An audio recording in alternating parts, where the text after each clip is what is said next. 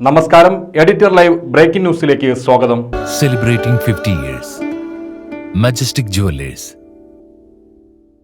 കോട്ടക്കലിൽ ഓടിക്കൊണ്ടിരിക്കുന്ന ബസ്സിൽ നിന്ന് റോഡിലേക്ക് വീണ് കണ്ടക്ടർക്ക് ദാരുണാന്ത്യം. കുളത്തൂർ ഓണപ്പുട സ്വദേശി കൊങ്കൻ ഇബ്രാഹിമിന്റെ മകൻ മൻസൂറാണ് മരണപ്പെട്ടത്. തൃശൂർ കോഴിക്കോട് ദേശീയപാതയിൽ ചങ്കുവെട്ടിക്ക് സമീപം കുർബാനിയിൽ വെള്ളിയാഴ്ചയാണ് അപകടം.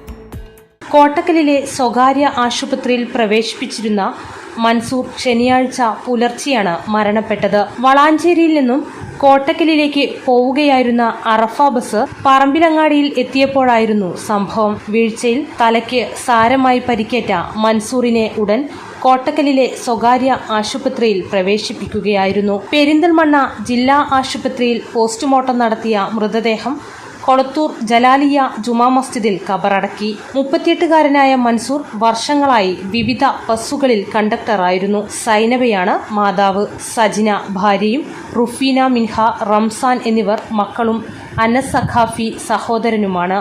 Editor live, Kottakkal.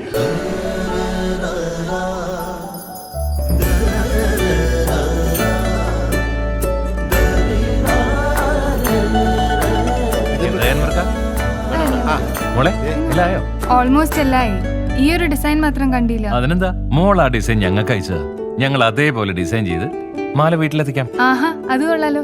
ഇപ്പൊ എന്നെ ഡിസൈൻ അയച്ചുതരാം. അപ്പൊ അനക്ക് വേണ്ടല്ലേ? Celebrating 50 years. Majestic jewellers.